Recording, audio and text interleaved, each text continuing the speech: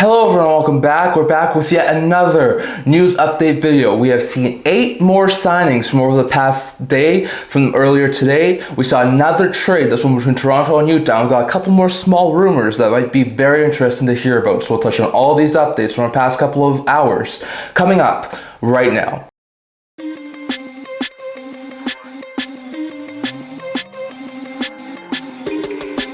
Hello everyone, welcome back to another video here at the End-to-End Hockey channel. Now before we begin this video, don't forget to like this video and subscribe below. Thank you for all of your support. I would never be able to do this without all of you guys. So if you haven't already, don't forget the subscribe button down below. Don't forget to leave a comment. We're on the road to 1,000 subscribers. Don't forget to stay tuned for tomorrow's live stream at 9:30 a.m. Mountain Time talking about free agency. So don't forget to stay tuned for that. But in today's video, we've got another news update video. We saw 8 more signings, 4 from the Vancouver Canucks, 2 from the Edmonton Oilers, 1 from the Avalanche, and 1 from the Florida Panthers. So we'll start with all of these signings that happened from our past little while. We'll start with the 4 that happened in Vancouver. First, Bains, who over the past couple of years started to get some NHL time, solid AHL player. He can eventually, I think, be a solid bottom 6 forward. He's a left winger. He's only 24 years old. Gets a 2-year contract extension with the AAV of $775,000. That is not a bad deal for the Canucks. Bains, I think, could get some opportunities this year as a bottom 6 guy. Had a goal and 1 point in 13 games last year. Actually got a couple of opportunities at the NHL level. He also wound up having 10 goals and 41 points in 47 AHL games. So looks like a really solid AHLer. Could eventually be a solid bottom 6 player. The Canucks don't have too much cap space, so I do wonder if Bains does well in training camp. He could potentially be a solid bottom 6 forward. So very interesting note there, but a solid deal as the Canucks signed Bains. Then we also saw the Vancouver Canucks sign another depth AHL player who could eventually be a solid bottom 6 guy at the NHL level. That center prospect, Maccelli. Sason's a pretty dang good player. He's 24 years old, just like Bains. He gets a 1-year contract extension, just like Bains, with the AAV of $775,000. Sason also got into a couple of NHL action this year, 3 goals, 7 points in 29 NHL games. So he looked quite good in his first taste of NHL action in his career. He also wound up having 10 goals and 27 points in 39 AHL games. So he looked pretty good both the AHL and NHL level. I would not be one bit surprised if the Canucks, depending on what they do over the next couple of days and free agency and things like that, maybe make Sason their 4th line center. I would not be one bit surprised about that. And $775,000, not a bad pickup here for the Vancouver Canucks. So very interesting note there. But Canucks has signed Sason. Then we saw the Vancouver Canucks sign pending UFA depth defenseman Guillaume Brisebois. Last shot defenseman, 27 years old. He's gotten some stints at the NHL level, mostly an AHL level guy. Also signs a 1-year, $775,000 deal with the Canucks to extend there.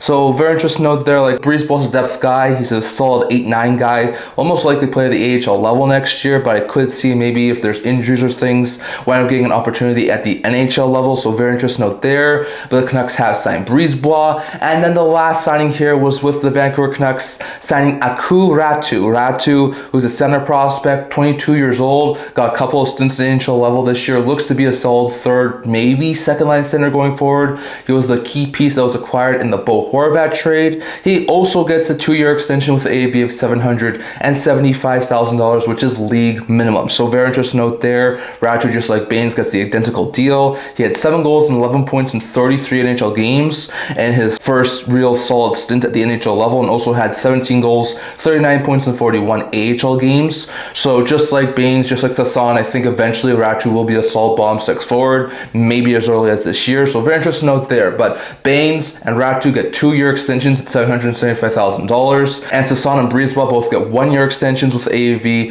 of $775,000. So very interesting note there, but some solid signings there from the Vancouver Canucks. Then we saw Edmonton Oilers on one of the better UFAs in this year's UFA class, and that's Kasperi Kapanen, the solid middle 6 winger who started the season in St. Louis, ended it losing in the Stanley Cup final with Edmonton. He's a right wing / center guy. He's 28 years old. He signs a 1-year contract extension with the AAV of $1.3 million with the Edmonton Oilers. Not a bad signing there for the Oilers. He had 6 goals and 14 points in 67 games with the Blues and Oilers combined.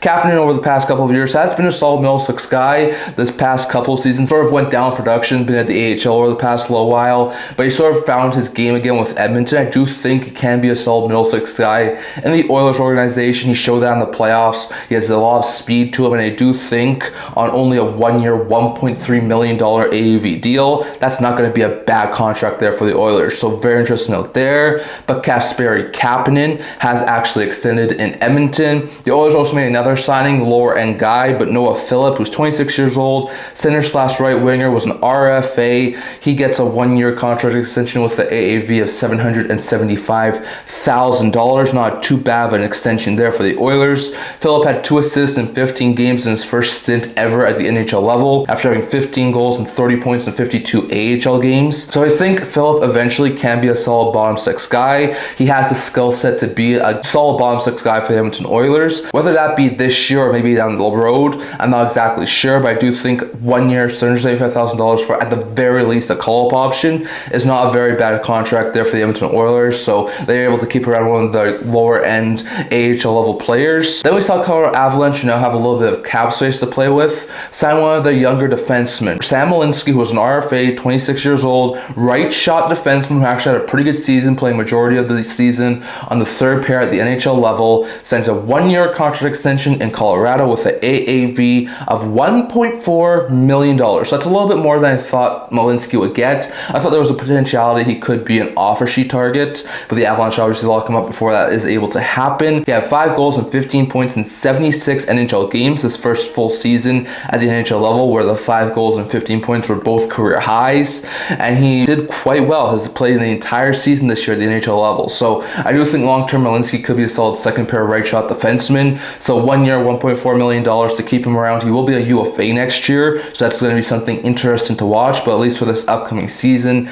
the Avalanche will have Malinski on their team, so that's a really solid pickup there for the Colorado Avalanche. And then we saw the biggest signing so far of the day, even trumping the Romano signing we touched on in the last video, and that is with Florida Panthers defenseman Aaron Ekblad. Ekblad, who a lot of people were saying is going to be the best defenseman on the open market. The right shot defenseman signs a 8-year extension at $6.1 million to remain in Florida. That is a steal and a half for the Florida Panthers. He's 29 years old, so this deal will take him until he's 37 years old. So the term might not be overly ideal. But Ekblad was the first overall pick, I think, back a while ago in 2014 or something like that, or a top 3 pick. Like, he was a top end guy that the Florida Panthers got. He's been with this team through the highs and lows, helped them win back-to-back cups now, had 3 goals and 33 points in 56 games this past year, which is a solid season. Not some of his better season totals, but he did have a pretty solid season. I think Ekblad will remain a top 4 right shot defenseman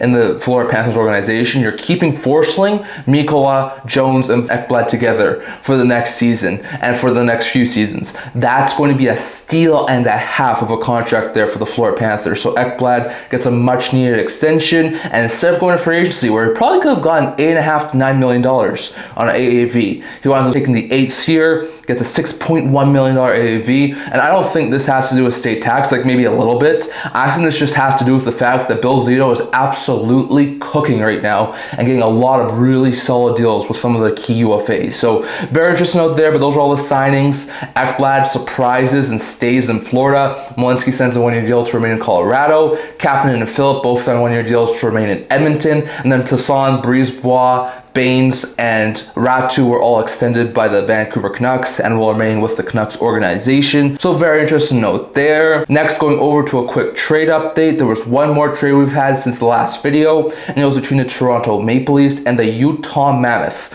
The trade is as follows. The Toronto Maple Leafs have acquired Matias Machelli from the Utah Mammoth in exchange for a conditional 2027 third-round pick. So this is a solid pickup here for the Leafs. Solid move there for both sides. We'll start with the Leafs side. For the Leafs, it's a solid gamble here. Machelli's in the final year of his contract. He's making $3.43 million. He's a winger. This past season was a really bad one for Machelli, but he has the potential to be a really solid guy. He had 8 goals and 18 points in 55 games, was often a healthy scratch for the Utah Mammoth this year. But the last season, he had 17 goals, 57 points in 82 games in Arizona's last year in Arizona. So Machelli, I do think, has the potential to be a solid 20 goal scorer, maybe 55 to 60 point player. And I think if he's playing top 6 minutes with guys like Matthews, Nylander, and Tavares, I do think that's going to be a very stellar add here for the Leafs. They only give up a 3rd or 2nd round pick, so it's not an overly egregious asking price. And if it doesn't work out, they can walk away from him in free agency next year. So a very interesting pickup here for the Toronto Maple Leafs, as they do get Matias Machelli, who was number 18 18 on my new updated end-to-end hockey trade bait list, as I thought there was a very good chance with all the talk out there, Machelli would be moved to try and free up some cap space for Utah. When it comes to the Mammoth side, Machelli didn't really do overly well in Utah last year, so there was a lot of talk that he was going to be moved to get a fresh start for him. They also do clear off about $3.5 million in cap space, which is a big boost there for Utah. They also get a 2027 third round pick that's conditional. The condition is if Machelli hits 51 points this year and the Leafs do wind up making the playoffs this upcoming season, that pick will transfer to a 2029 second round pick. So it's either a 2027 third round pick, or if those conditions are met, it's a second round pick 2 years later. So either way, this pick is going to be a long time down the road, but still it's a solid pick up there for the Mammoth, as they are able to get something back and they free up cap space by moving Machelli. So a very interesting swap there, as Utah gets a conditional third from Toronto for Machelli. And just two other quick things here when it comes to some potential trade rumors. Elliot Freeman, I think it was either yesterday or a day before,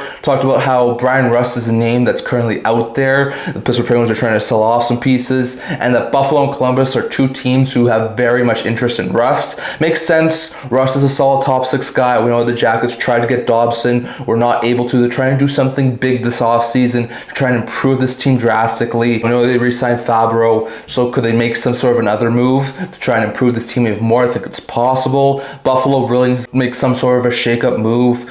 Getting Rust would be a smart move there for the Sabres. They have the picks and prospects they could offer the Pittsburgh Penguins, so we're going to have to wait and see on this sort of move, but it definitely sounds like Rust is available, and the Jackets and Sabres do have some major interest. Well, when it comes to Rasmus Andersson, I think it was on The Athletic, it might have been somewhere else, there was an article put out about Rasmus Andersson, and it sounds like Rasmus Andersson is not willing to sign with anyone except the Vegas Golden Knights. It sounds like if he does want to do some sort of a sign-in trade after July 1st to another team, it seems like it's only going to be Vegas. It seems like Andersson really wants to go to Vegas, which at this current point in time, it seems like Vegas is like a premium destination. Everyone wants to go there. I'm not sure if that's true or not. Andersson might be open to an extension elsewhere. It sounds like he's pretty reluctant to sign an extension right now, but if he was to, it'd probably be to Vegas. So we're going to have to wait and see what happens there with Calgary. Like, do they keep Andersson, potentially move him at the deadline? Do they maybe try and move him to Vegas? Or do they try and move him to another team that'll maybe just give them like an okay return if he's not willing to extend with that team? So we're going to have to wait and see on that. But I'd love to hear your guys' thoughts on all of this